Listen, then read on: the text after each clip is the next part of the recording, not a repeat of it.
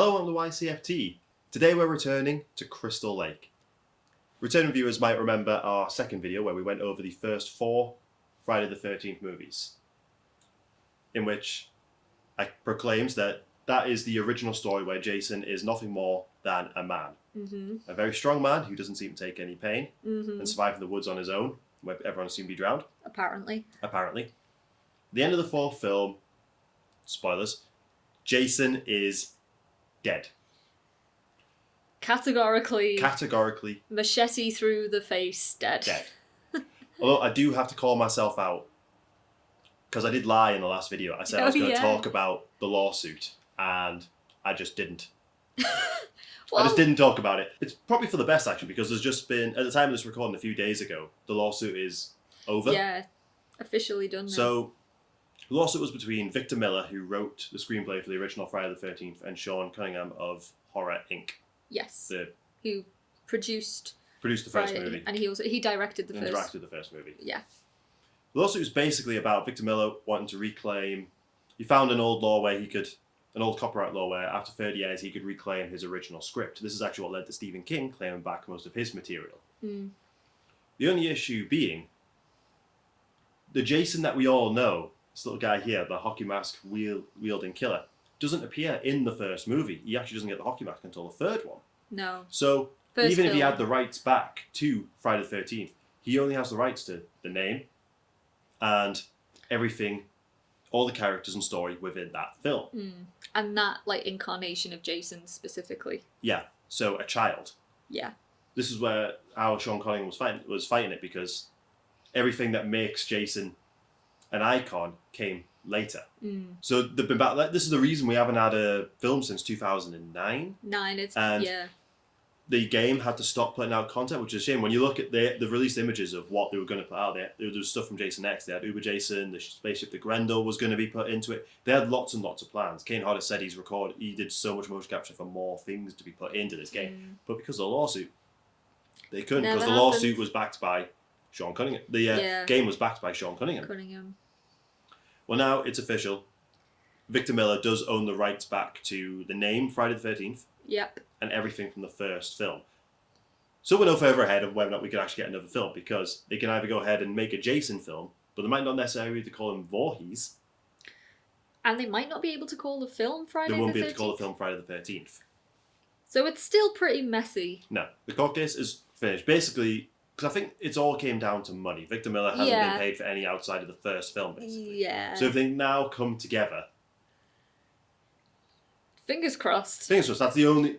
They've not gone through all this to not make another Friday the 13th It would movie. be a bit shit. And they're not going to do a Halloween 3 and nothing. Victor Miller won't do a Friday the 13th without Jason Voorhees in it. Yeah. It just wouldn't work. It wouldn't make any sense. So, yeah. I've course corrected myself. I've held myself accountable for lying and just absolutely forgetting. But it's for the best, because now we know the court case is over. It's timely too, because it literally, all this just happened this week. Yeah. As well. So, I suppose this is another little white lie. When I said it was the last film of Jason being human. Yeah, well... Obviously, major spoilers for all of these films. Yeah, these 40-year-old films. Yeah. The killer in Friday the 13th Part 5 in the beginning is human. But it's not Jason. He ain't Jason. But he isn't Jason. He is masquerading as Jason. Yeah. The killer's called Roy Burns? Killer's a bloke called Roy. Bloke called Roy. He's actually my favourite to play as in the game. I love him. Roy is great to play actually. I kind of like his get-up in this as well. Like it's almost like a boiler suit in a way. It's similar to Michael Myers. Boiler suit. I quite like the mask. Yeah, I like the mask as well. Give me some details. Alright, well, Friday the 13th Part 5, it is directed by a guy called Danny Steinman.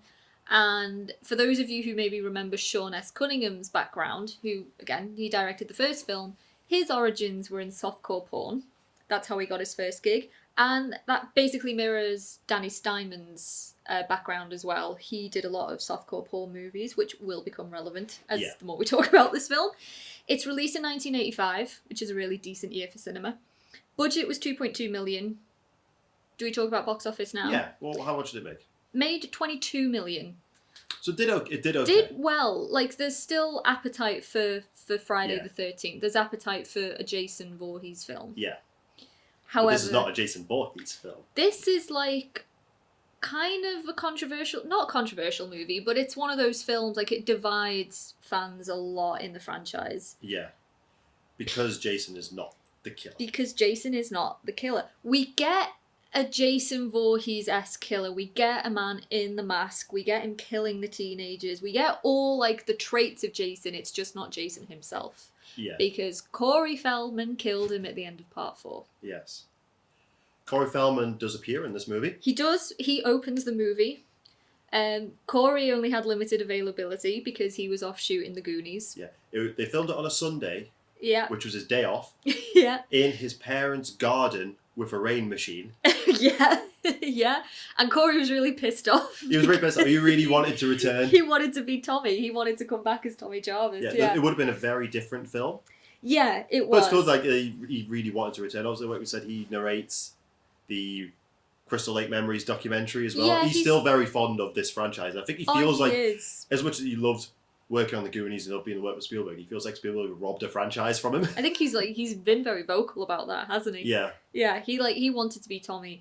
But, I mean, obviously Tommy Jarvis is now kind of an important character within the franchise. Yeah. And who is he played by in this film? He's played by a bloke called John Shepherd. Who is deeply religious. Yes. He signed on to this film when he thought it was something else, not realising it was a Friday the 13th movie.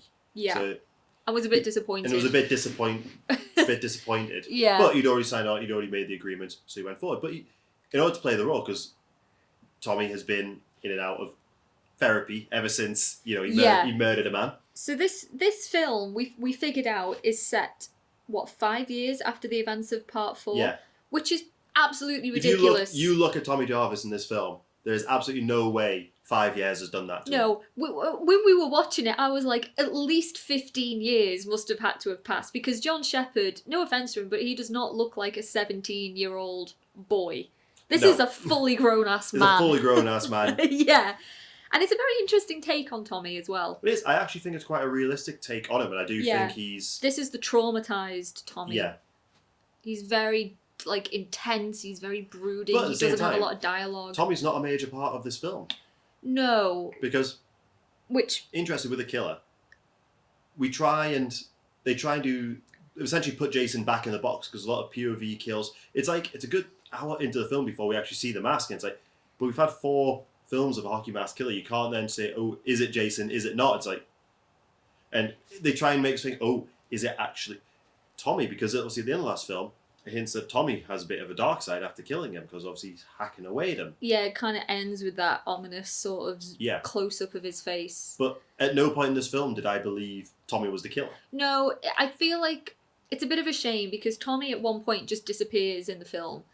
He's absent for, the second half of the film. Because they're trying to lead on to this idea that he might be the killer, so he just disappears. Yeah, and, all the bodies are found in his room. Yeah. It's didn't do a very good job of, trying to cement that. Yeah. Also, Roy's a killer. It's a bit weak.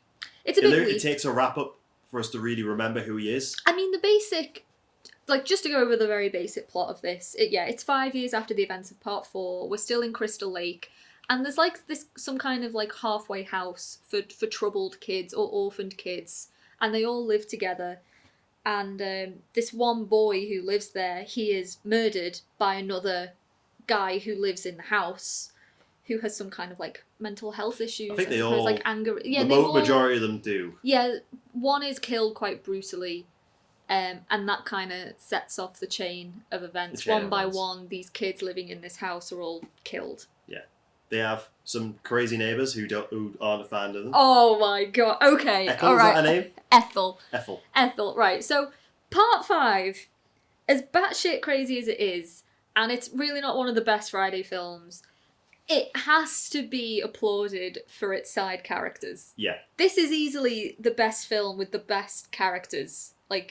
By far. We've got Ethel, who's some, how do you even describe Ethel? Hillbilly. Some hillbilly who also lives in Crystal Lake. She lives with her son, who's called Junior, who's, this man-child. basically, and like she hates the halfway house, everything it stands for. She hates keeps catching the kids having sex on her land, having sex in the woods. I mean, I don't know the name of the actress who plays Ethel. We'll have to add it in. Yeah. But it is a slam dunk performance. She did her own makeup, putting dirt in her face. She brought her own wig. She improvised the majority of her lines because that's a big theme in this film. The actors had zero direction, and in a lot of ways that works. In a lot of ways it doesn't. I feel kind of bad for a lot of the actors in this film. So Danny Steinman, like we were saying, he's brought on board. It seems like the making of this film was kind of a sleazy, drug-fueled experience. There's a lot of stories about drugs on set. On the set. What's that quote from? Was we made a fucking porno in the forest. Shot a fucking porno in the woods. That's the director saying that. That's the director, and there's a particular scene which leads to two incredible kills that were definitely cut to pieces. Yeah. So there's but it's a very it's basically a softcore porn, scene. You can tell stuff was cut from that as well. It was cut down. Like, it's still quite explicit. The MPAA. We are going to reference the MPAA a lot in this video because I think this is the first one where they went in hard on the Friday franchise. Oh, absolutely. Yeah. There's a scene in this film where two characters, they go off to have sex in the woods. Both of them are like... Well, she is fully naked. It's kind of graphic, but the actress that played that part, she's called Debbie Sue Voorhees.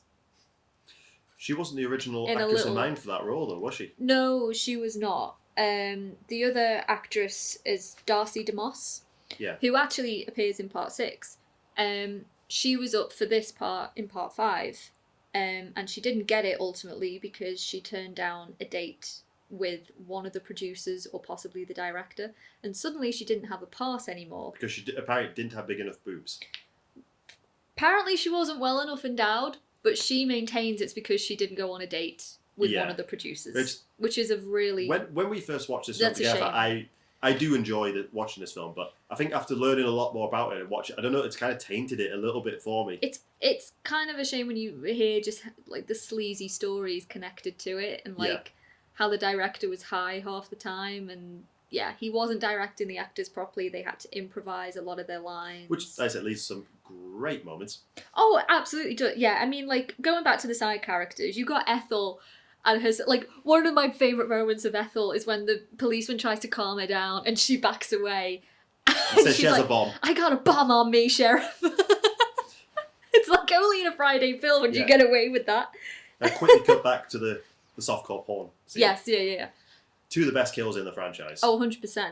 We got guard and shears to the face, which is cut down. We see the aftermath, which looks really cool, and we have belt round the head to a tree, twisting and twisting. Tightening around the eyes. It's great. It's one of the most brutal kills in the franchise. It is. And the actress who gets her eyes gouged out with the shears, she said that for like most of that scene, she had to be steered around the set because she just couldn't see totally anything. Naked. And the blood that they used was burning her eyes as well. I don't think it was applied properly. Yeah. It looks cool. It looks cool. It looks so cool. There's a lot in this film that I do really like. Yeah, it's like, for as troubled as a shoot as it seems it was, a lot of it surprisingly works. Yeah. And, again, side characters, Reggie the Reckless. The best scream in horror history. This little kid who is not officially part of the halfway house. He's only he hangs out there because his granddad is a chef there. Yeah. So he's just kind of hanging around Crystal Lake. He's such like a cool little kid. He is. And then at some point in the film, he goes off to say hello to his brother. Yeah. Who is like... He also provided his own wardrobe. Did he actually? Yeah. Oh, amazing. Which is great because he's basically dressed like Michael Jackson. Yeah, he is. His brother's this guy called Demon, and he's like in one of these little... What do you call them? Like the cars? Like... He's just like in a done-out van, isn't he? Done-out van, yeah. He's smoking pot with his girlfriend. Yeah. Well, he had a feast. They had enchiladas, they had fajitas, they had pizza. Honestly, it's looked like a great night. Damn enchiladas. Like, the most iconic moments from this film are the kills. It's from Demon. It's from Demon. There's two moments. There's those damn enchiladas as he goes, needs to go take a poop. Oh, And then they're massive singing. poo. Him and his girlfriend are serenading each other through the bathroom, which got memed. I'll link it in the description to the remix. Somebody's sitting there going, ooh baby, ooh baby, ooh baby, ooh baby, Hey baby. ooh Baby, ooh baby, ooh baby. It's so. Baby. It's fair. The scene that follows of them actually getting attacked is really cool as well. I think the whole sequence is just great. I Yeah. mean, it's like, when he runs off to do this shit, and the toilet starts shaking, and he's, you think, oh my god, is it going to be Jason? No, it's just his girlfriend who's messing around with him, and they have this really oddly tender moment where They're singing to each other. Singing to each other, yeah. I mean, you never sing to me when I go for a poop. I offered to. It's weird. Too weird. So there's a lot to like in this film, but basically Tommy doesn't really turn up again, No. like properly, until the end of the film, and he's not really important in that fight either. No, he doesn't actually fare too well in that fight. And then one of my biggest issues as well with Is it this Pam's film, jumper? Pam's jumper, and also just the character of Pam herself. Pam's jump through the chase sequence. Well, the director I think the actress kept falling over. So there's a sequence where she's just on the floor, kept falling over, and I think they just he enjoyed her falling over, so just kept adding it in. And she wasn't happy with the fact that she's not really wearing a revealing outfit, but she's obviously not wearing a bra, but she's wearing a white shirt. And they've got some kind of rain machine, so it's a wet, she had to keep getting doused shirt. out. But she has this pink jumper that keeps appearing and disappearing in between takes. The continuity wasn't great in this film. They didn't care about continuity. They cared about her wet shirt. This is Friday the 13th and Pam's jumper. Yeah. Reggie saves the day when he's driving that tractor into Jason. Well, this is the thing. It's Jason. like, traditionally, every Friday movie, we've had a final girl. That's blonde. That is blonde, very, very pretty. And we have this character called Pam who works at the halfway house. And it just, to me, doesn't feel like she earns that status as a final girl. No. She has nothing to do in the first film. And then she just comes back for the second half trying to save Reggie. It just feels, I don't care about that character. No. She doesn't, Reggie feels more of, a good final boy. Yeah, I would have preferred for him to return in previous films. Yeah.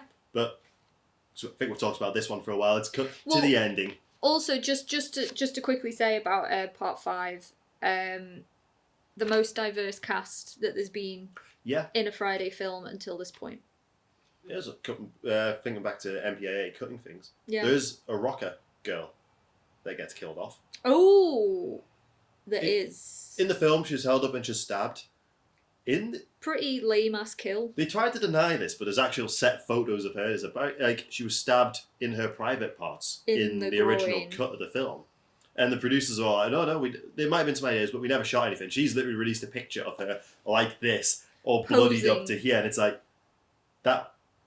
I kind of got Sleepaway Camp vibes with the. The tongs of the yeah. Fufu. Yeah, I mean, even just looking at that picture of her with the makeup down there, it's you want to crush your legs when you see it. Town. I can kind of understand why they cut that one. Yeah, I mean, this film, probably, arguably, the most censored, I think. At this point. Anyway. At this point. Yeah. Yeah. But the film, and obviously after Roy has been killed, there's a revealed. The policeman has to explain, basically give us all the backstory. Shows us Roy's wallet with a photo of himself in there, and shows that the kid that was made at the beginning was his son. And that kicked off this spree. He used Jason as... Yeah, he's basically it's just a bit weak. a grieving father. I mean, at the very least, I guess, there is the connection between Pamela Voorhees, because she started this whole thing because she lost her little boy and she went mad with grief. We see Roy in 2 scenes before we see him dead. And the guy that played fake Jason isn't the guy who played Roy. No. So it doesn't... There was something there. There's but an I don't idea. think, yeah. But it leads, the second time in the franchise, it leads up to the possibility of Tommy being a killer. Yeah. Because it shows him putting the mask on. He dreams about killing Pam from his hospital bed. And then the film ends, Pam is in the room, Tommy's not in his bed, there's a broken window, she thinks he's jumped out. The door closes, he's there with a knife and Jason's mask. Because he has this moment in bed where he kind of sees, he's been seeing Jason throughout the film, and he kind of just fades away in front of them. Yeah. It goes nowhere. It doesn't go anywhere. No. I honestly would have loved to have seen... It's almost kind of like what they would do in Halloween with Jamie potentially becoming the killer after Michael. That didn't go anywhere, which I think would have been really cool. Yeah. This is the second time they hinted at it, and it doesn't go anywhere. Fans of the franchise did not like this movie when it was released. It kind of showed Jason is more important than they believed. Yeah. To me, like, as a fan of the franchise, that honestly doesn't bother me. Because for me, we basically do have Jason Voorhees as the killer. It's a masked, silent killer. It may as well be Jason, but fans were not happy. No. And that kind of influenced what happens in Part 6. Yeah.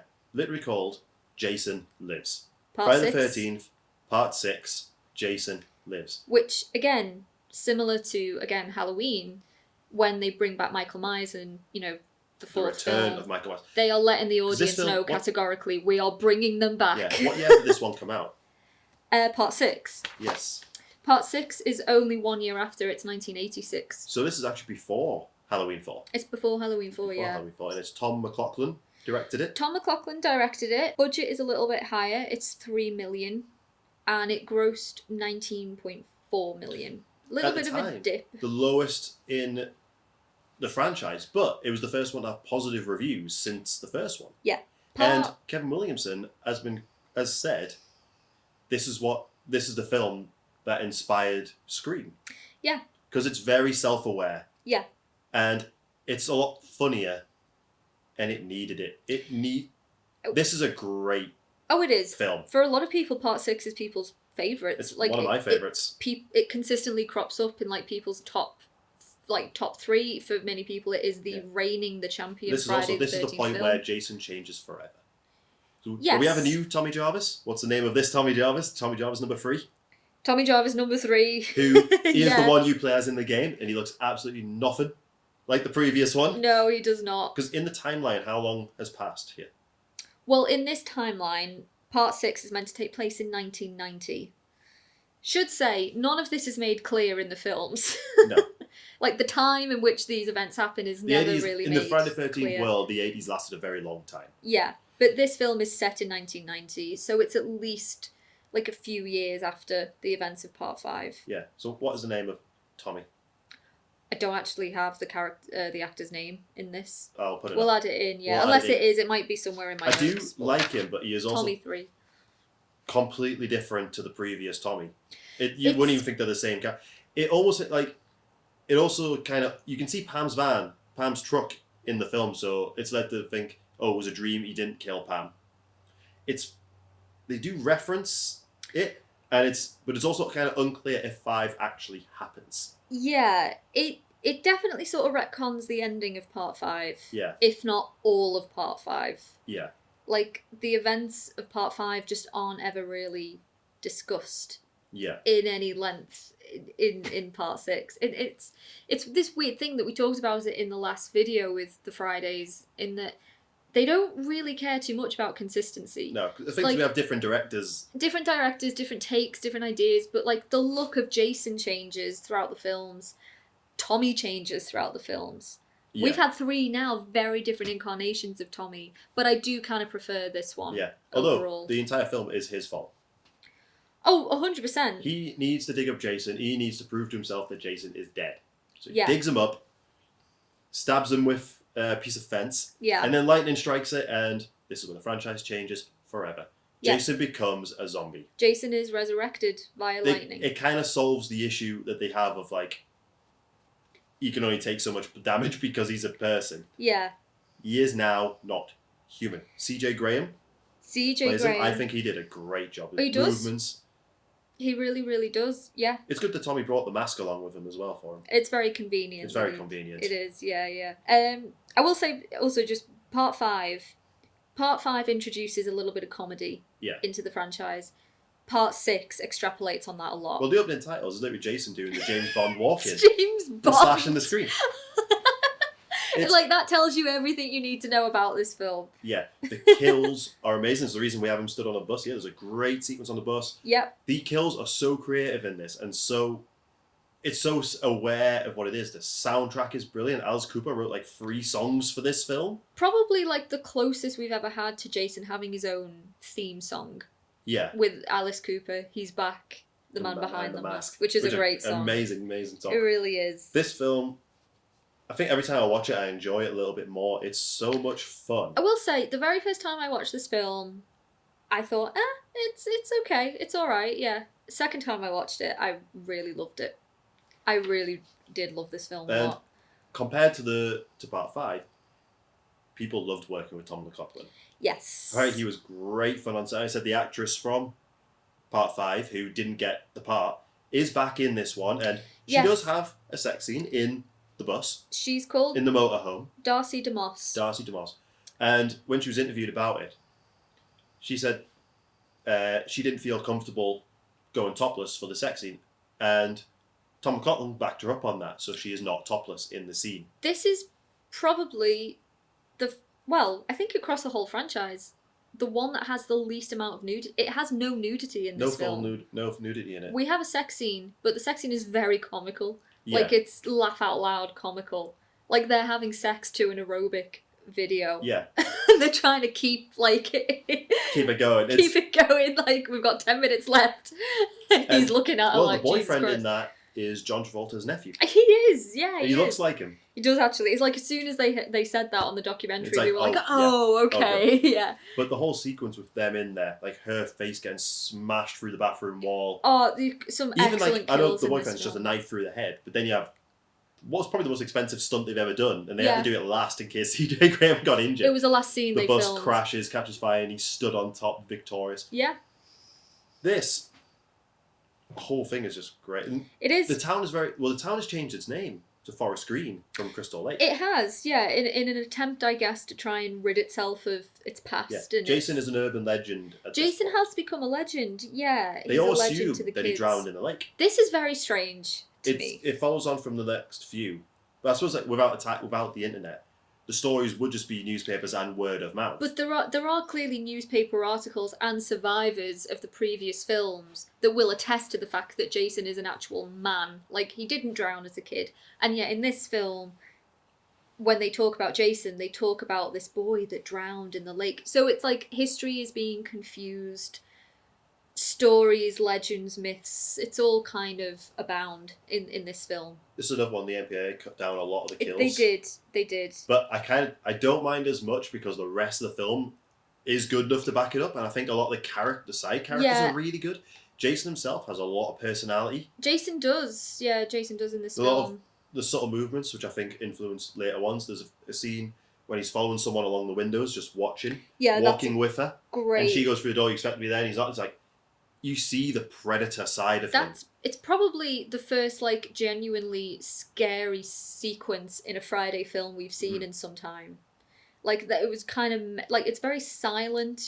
One of the counsellors, also noteworthy, this is the first time that Forest Green, Crystal Lake, is an actual working camp. Like, we have kids in this film. And then we have a counsellor, she puts one of the kids to bed, she's walking back to her cabin, she knows something isn't right. It's all very kind of ominous, and we know Jason is there, he's lurking. They don't hide the fact, like, this film kind of knows, we all know about Jason. We don't need to hide him away.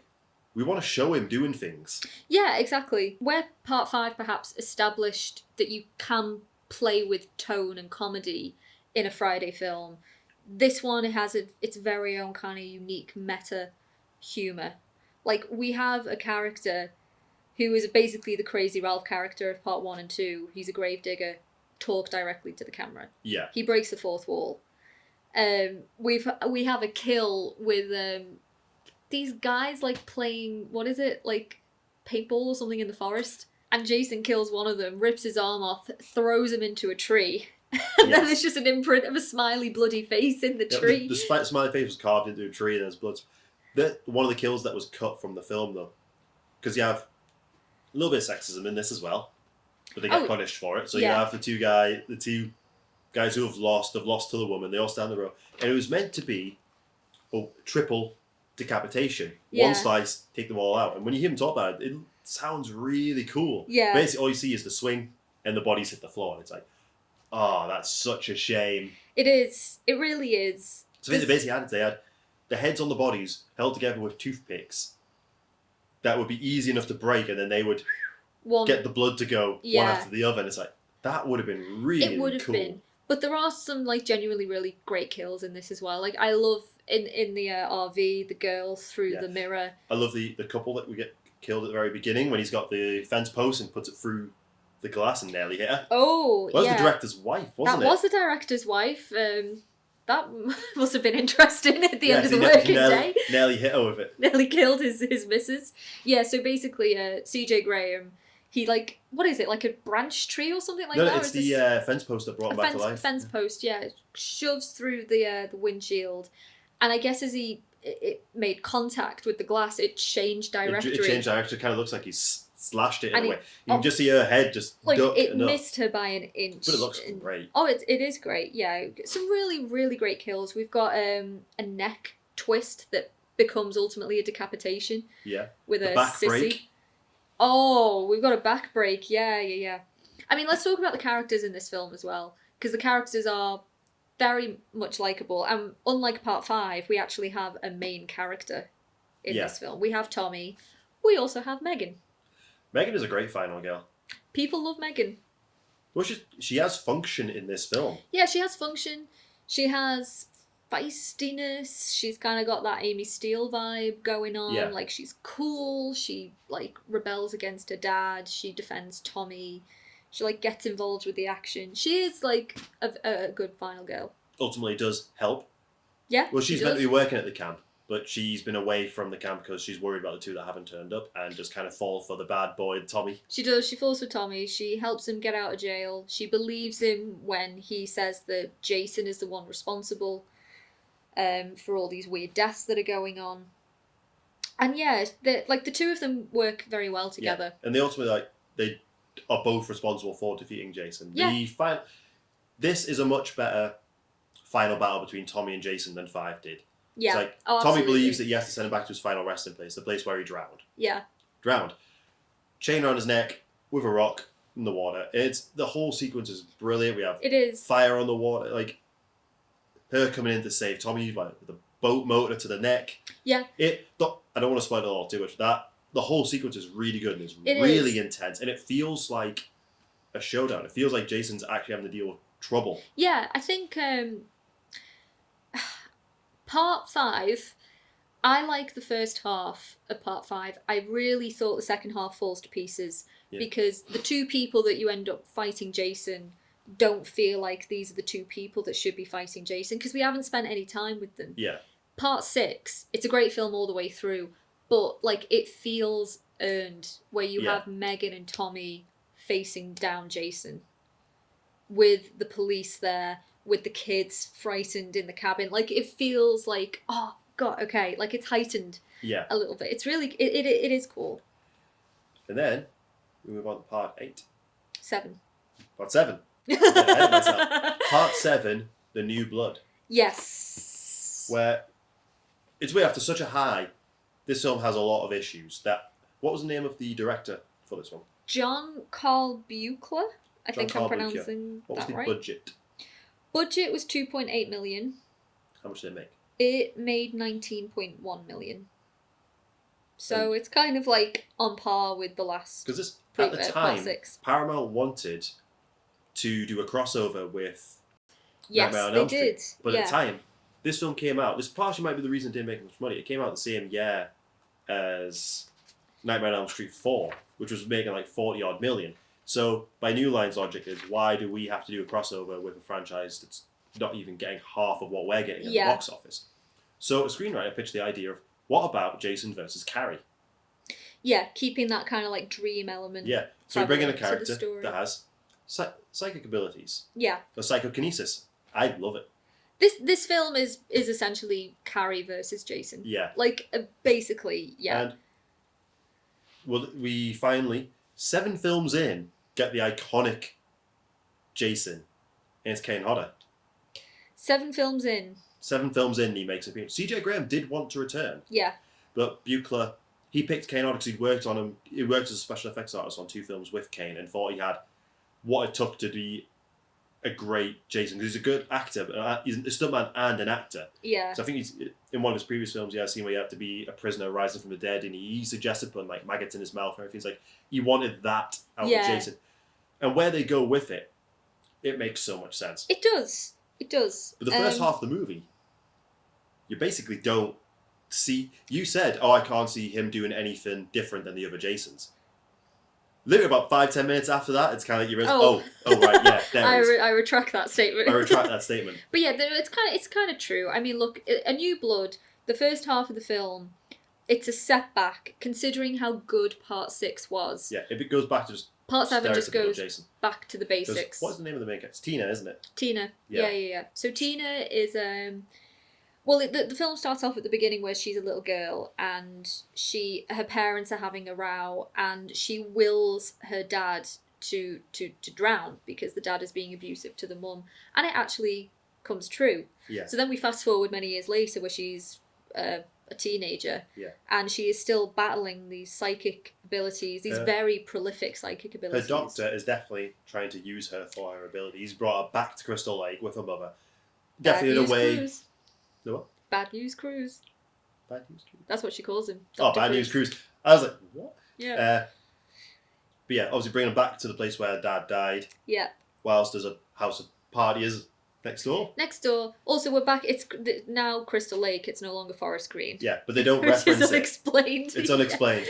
But she senses Jason in the lake and she accidentally releases him. Yeah, she wants to bring her dad back because his body is still in the lake all these years later, but she accidentally resurrects Jason instead. Easy mistake to make. Easy mistake. How many bodies in the lake are Just there? casually bringing back Jason from the dead again. I mean, I think Jason was basically just asleep. He got bored. I think so, yeah. How many years? I think we wrote down the timeline for all these, didn't we? Yeah, so last one was 1990. This is 1997. So 7 years he's just been chilling in the lake. He's just stuck to a rock. He's been lying dormant. I think. Jason looks great. We have exposed spine, the jaw, every bit of damage. Well, that was the intention. They wanted every bit of damage from the previous films visible.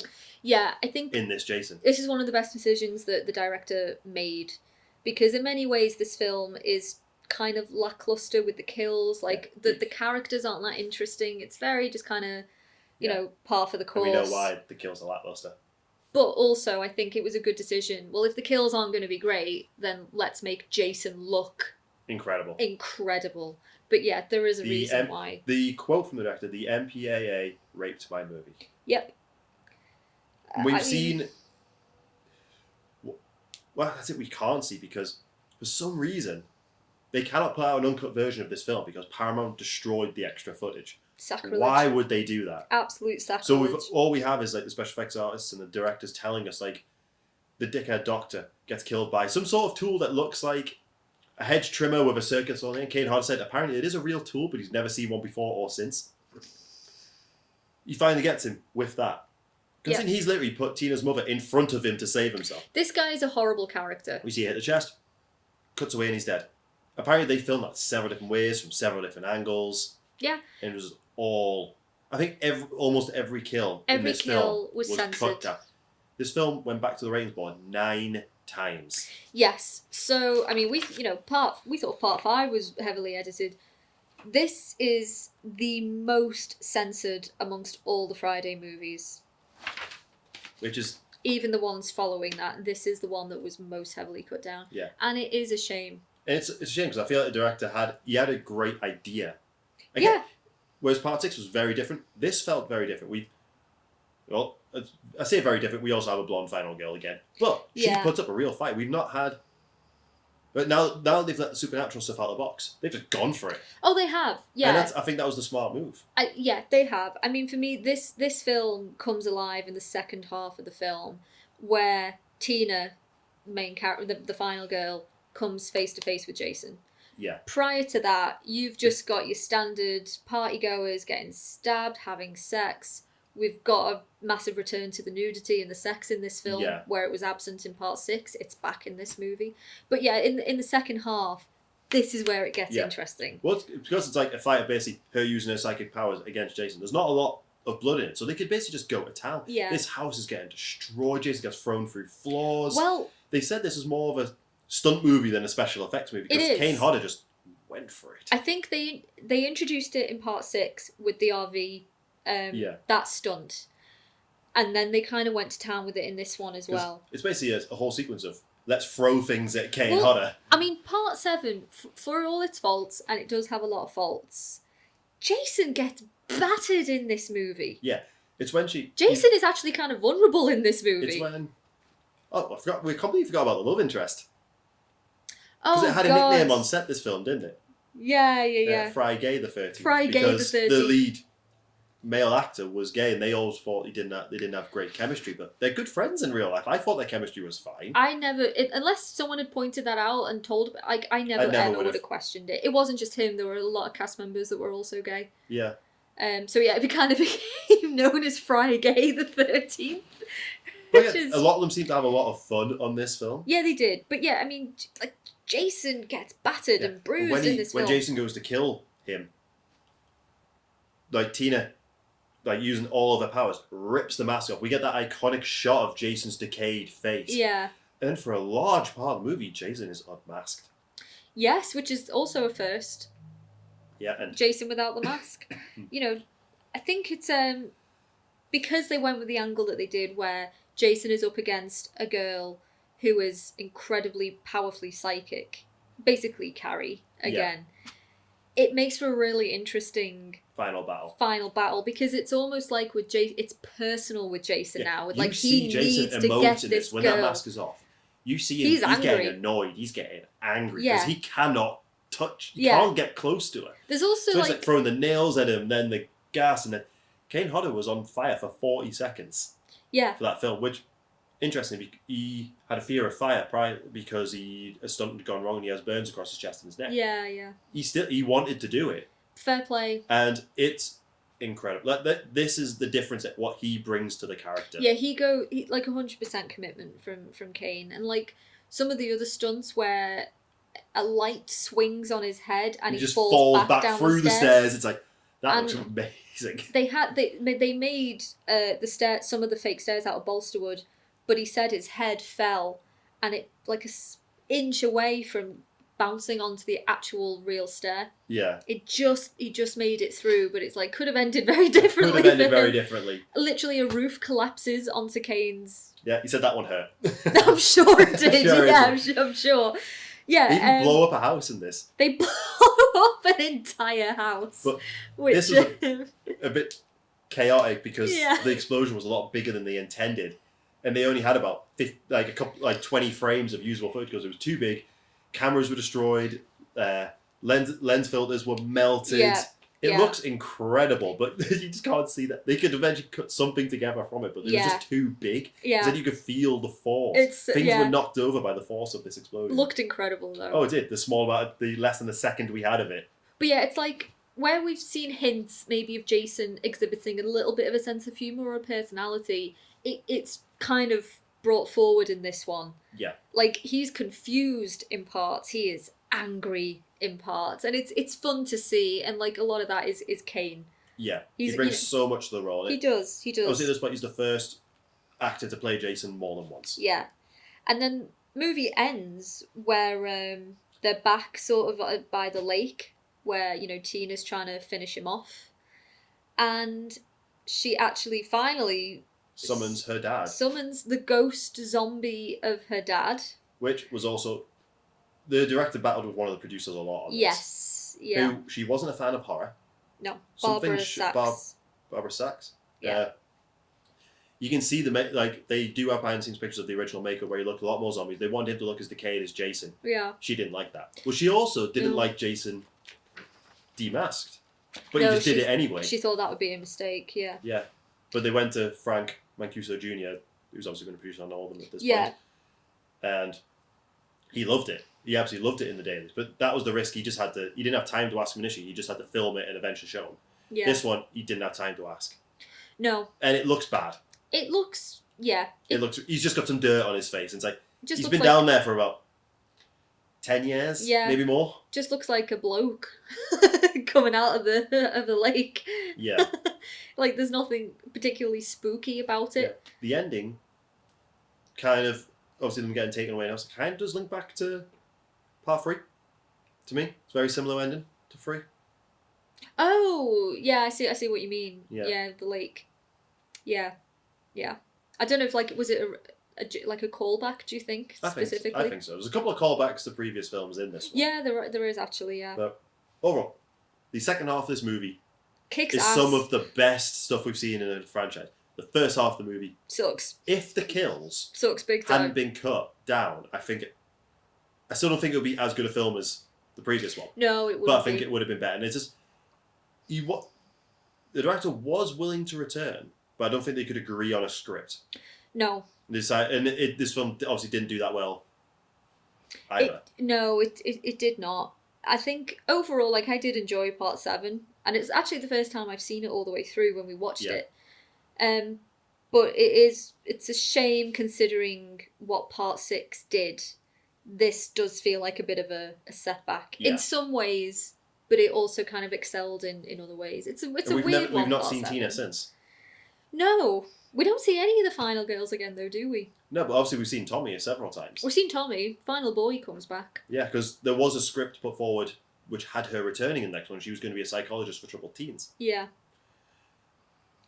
Which would make sense. Yeah, I like Tina as well. I think she was La Park Lincoln played Tina, and I think because she also wrote a screenplay with her husband for the because her husband's the one that convinced her to do it because she got given it was called Birthday Bash was the working title. And he read it and this is Friday the 13th. You have to do this. Yeah, he loved the franchise. He's a big fan. Together they wrote a screenplay, or at least a treatment for another film. Yeah. Interestingly as well, I read that she was also one of the eldest cast members because they tried to cast as close to the right age as possible, like teenagers, but La Park Lincoln was 26 when she did the film. And they're all meant to be teenagers. Yeah, so I don't know if that maybe, like, people were saying that there was, like, a clash between her and her male co-star. Maybe there was an age difference there or something. I don't know. But they are still good mates today. Yeah, they posted a picture together not too long ago. Yeah, so I think maybe it's just blown out of proportion or something. Yeah, so the last one in this batch, the end of the Paramount era. They gave up the rights after this to New Line. What a way to end it. What a way to end it. Part 8. Jason Takes Manhattan. Does he though? Well, Jason Takes Vancouver. Jason Takes... It's mainly filmed in Vancouver. What was the name of the director on this one? Oh God, Rob Hedden. Rob Hedden, who seems like a really nice guy. And I think a lot of people really... He does actually. I just want to jump straight in. I love that. There's a scene where one of the characters gets killed and she's fully in the nude and she was nervous about it. Oh yes, she was. But it's fair, you don't see a lot. She covers a lot throughout. Yes. You can see the dailies there. To make her feel comfortable, he stripped down and just acted out the scene. He was like, this is how you're going to do it. Da, da, da. And that worked. She felt really comfortable. But Paramount didn't know he'd done that until they got the dailies and just saw their director walking around butt naked. He was bollock naked. Yeah. The producers were like, what movie is this? What movie is this? And I just thought that's there. So... Yeah, he does seem like a really nice guy. And I just... when I've seen him interviewed, the more I feel for him. Because again... When did this one come out? Was it a year later? 89. 89. In the timeline, when is this? Timeline... this is set in 98. So it's a year after New Blood. Jason is still in the lake. Jason is still in the lake. What was the budget? It's like about 5 million-ish? A little bit higher, yeah. It's somewhere between 5.1 and 5.5 million. The box office was 14.3. It's probably the most disappointing of all the Fridays. Kane Hodder did return. We have Kane brought back. Yep. His costume doesn't look anything like what it did prior. Although it is a new does not. mask. It does have a new mask. We have a couple who decided we're going to pull up our boat on Crystal Lake right in front of the camp. Yeah. And have some sex. Hanky-panky. And they get caught on an electrical line. And that's what brings Jason back. It's like, more unbelievable things have brought him back. He's supernatural at this point. Yeah. The guy does a bit of a joke on his girl with a Jason mask. And it is definitely like, all right, people have made merch for this killer because it has certain things on it from previous films. It's like, it cements this idea at the beginning that Jason is still a legend. Like, his presence is still felt and known around. So they are like, you can buy Crystal hockey Lake. masks with the slit in it where he's been hit with the app. He gets a new mask. Dickhead move from that boyfriend, though, to do that to his girlfriend. Oh, yeah. Well, they both die. He dies because of it. He does die, yeah. And, then miraculously, this boat manages to go from Crystal Lake into the Atlantic Ocean. Just, to beat the cruise ship. as they do. as it the direct. I feel when the director's interview, there's a lot of Yeah. There's not many ways they could explain it away. So the film is called Jason Takes Manhattan. The initial pitch, the original script, had Jason taking Manhattan. Yeah. There were a lot of big sequences that were planned. He was going to have a boxing match at Madison Square Garden. A sequence on the Brooklyn Bridge. He was going to go through department stores. He was going to dive. This is the quote. He was going to dive off the Statue of Liberty. Yeah, which, as ridiculous as it is as a concept to have Jason in New York City, I feel like if you have a title like Jason Takes Manhattan, you need to deliver on that. Like, you may as well just go all out. Yeah. And it's really unfortunate that the budget was stripped back. Yeah, because you had another pitch that was basically just Jason on a cruise liner, which is, I think, it's a different setting. Yeah. Both got greenlit.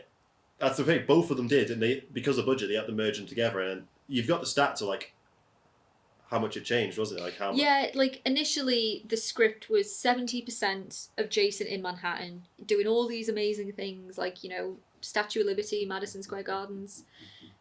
70% goes down to 50%. 50% goes down to 20% until eventually it's more just what? They had a week to film in New York. They only had a week. And that's including the promo shot, which is him with Frank Sinatra music. It's really cool, but that's a day of your shooting there.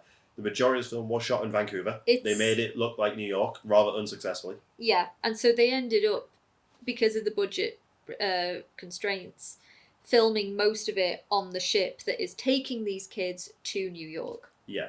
We don't actually get into New York until, an hour into the film? Yeah. An hour. And this film is an hour and a half. And then most of that half hour isn't actually in New York. No. It's in Vancouver. Most of the film takes place on this boat. And the basic plot of this film is you've got a lot of kids that are graduating, and for their party, they are travelling from Crystal Lake, I think, or somewhere... No, somewhere else. Somewhere else, but they are travelling to New York. It's unclear why, because the teachers are still there. Teachers are still there, it's just they're graduating. Yeah, one of them still has to present a project. It doesn't make any sense why they're on this boat. It doesn't. A lot of people might actually disappear on this boat as well. He kills a lot of people, but there's a lot of people unaccounted for. I feel didn't the director say that they were trying to go for an alien kind of vibe? Yeah, there's a lot of deleted scenes of other people getting killed off that we just never see. That we never see, yeah. And there's not a lot of there's basically no blood in this. No. And I also, at the beginning for me, it felt kind of the producers really wanted to cash in on this 80s teen market. Because one of the characters on the boat is a budding rock star, and she's filming a video. And it's the most 80s thing you've ever seen in your life. There's a lot of big hair in this one. Yeah, there's a big 80s soundtrack in this as well. Yeah. I can't believe they have a throat slit that has no blood in it. It's in slow motion as well. Yeah, it's really strange. It is very odd. So there is what's the name of the actress that's in the disco floor? She went on to be in Kelly Who. Yeah, who went in to be in X-Men 2 and the Scorpion King. Yeah. Her kill was really good, and she did the stunt because Jason just slumps her down. Yeah. And it looks hard, and she did that. She actually did it. Yeah. Because he was telling her if when you fall, you're dead at this point, so you can't break your fall. You've just got to hit the deck. And she did. She did it. Also, the first time Jason strangled someone to death. Yeah. No machete kills in this one either. Nope, no machete kills. Jason's very gooey through this whole film. Yeah. Oh my god. Right, we'll talk about it in a bit, but the prosthetics when his mask comes off is just absolutely ridiculous. Oh, it's awful. But some of the worst things I almost don't want to linger on this film too much because it's just not very... One of the weirdest things about this whole film is throughout it, our final girl, Rennie... It's either Renee or Rennie. I think it's Rennie. She has flashbacks of young Jason, boy Jason. And it's revealed at the end that she's having these flashbacks in these dreams because she was a young girl at Crystal Lake once upon a time. And when her guardian was trying to teach her how to swim, he pushed her into Crystal Lake. And she sees little boy Jason in the lake, who is alive or a ghost. It's very unclear. It's really unclear because when that happened to her, it wasn't obviously in the 50s. Yeah. It must have been fairly recent. So Jason just go for a swim? How could he? Because he drowned in He didn't apparently drown drowned though, did he? 1950, but he wouldn't be a boy Yeah, it doesn't Like, make any sense. in the early when she was a girl, it would have been the late 70s. So Jason can't have been a boy for 20. It doesn't make any sense at all. And tell you what, one of the best sequences in this. One of it, let's just say things that don't make sense. When they abandoned ship, they're in the dinghy. Yeah. They pull up on the docks in New York, and then Jason just gets out of the water and follows them. It's like, they've been rowing all night. How has Jason got there? And the director even says, it's open to interpretation. It's open to interpretation how he got there. I'm just assuming he just held onto the boat the entire time. But also, by the time they get to New York, which, again, it's like an hour into the film, New York is not presented in, like, the most friendly within a few way. minutes there, they get robbed. She then gets kidnapped, injected with heroin, and nearly raped. You're gunning for Jason to kill these guys. It's a very uncomfortable scene, that, actually. Because the tourism board of New York didn't like the original poster for it, did they? No. They had Jason slashing through the I Love New York, which is it looks really cool. Brilliant which idea. Is brilliant. They were like, nah, can't do that. Can't do that. But yeah, New York, unfortunately, it's not a main character in this film as it was intended to be. But what we see of New York is not particularly pleasant. But the absolute best sequence in this is the boxing match. Oh, for sure. There's always like one kill in every Friday film that's like...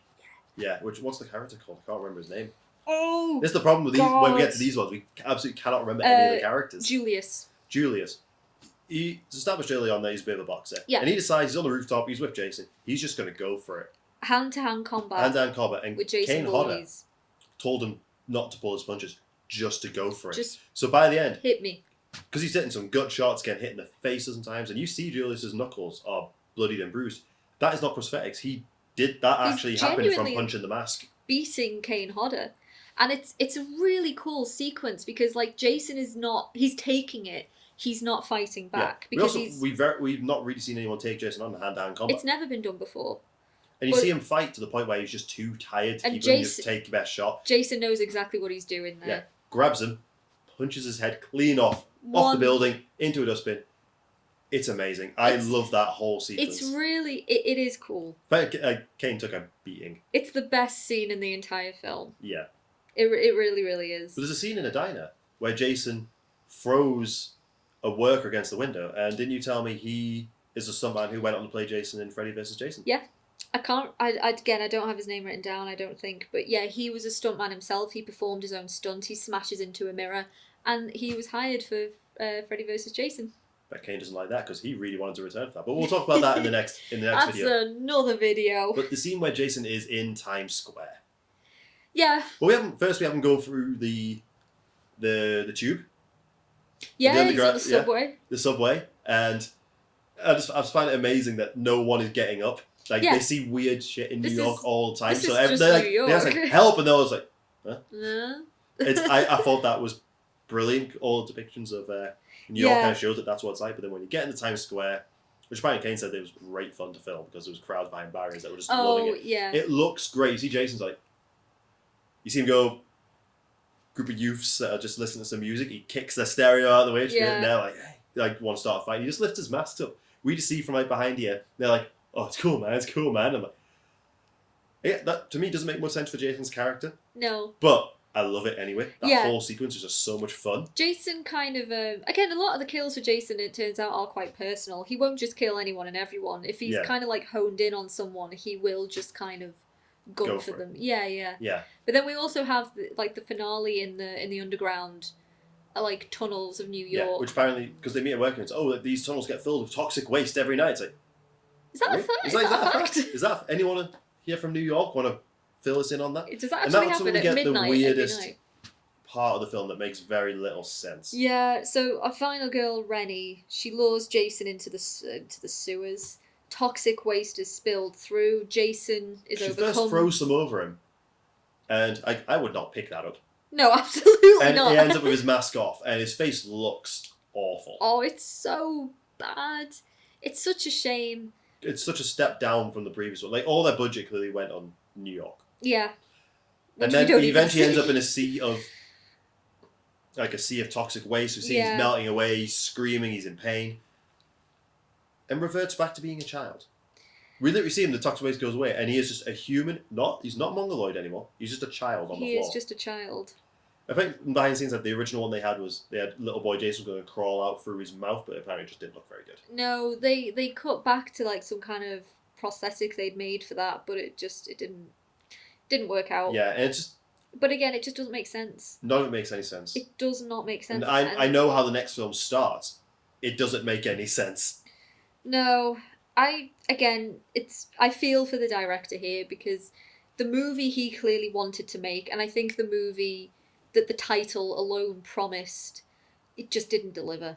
No. And it's purely because of the producers and because of the money. Yeah.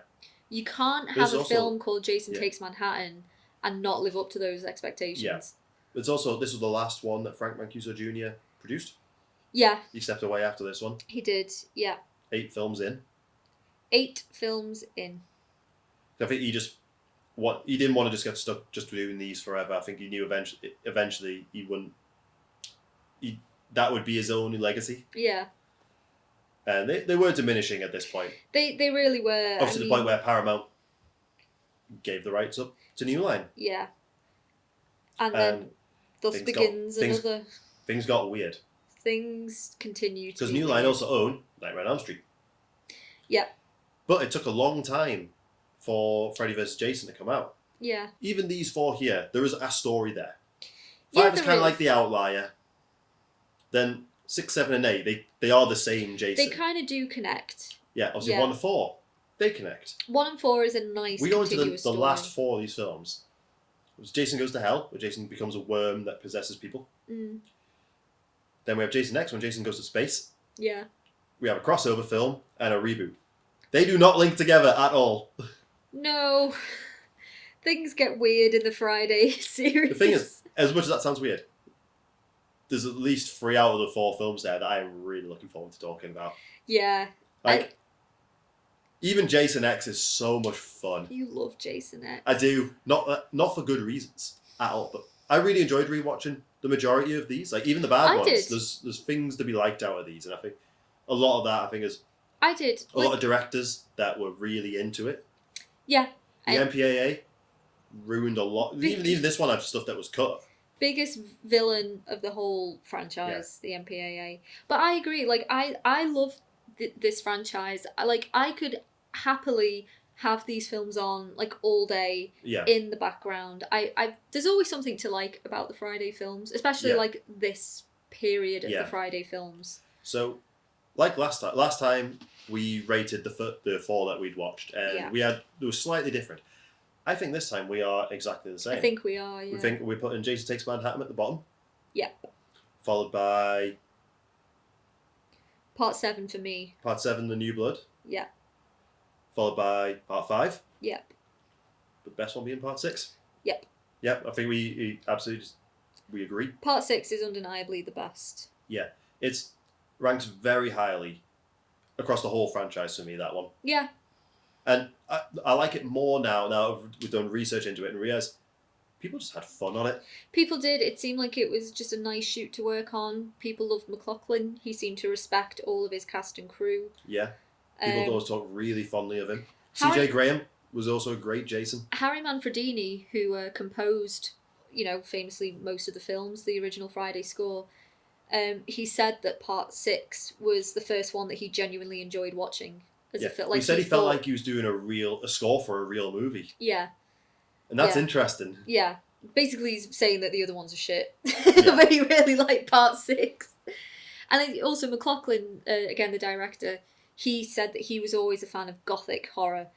He loved the Hammer horror movies. He loved the Universal monsters. And that kind of shines through, I think, in Part 6. Yeah.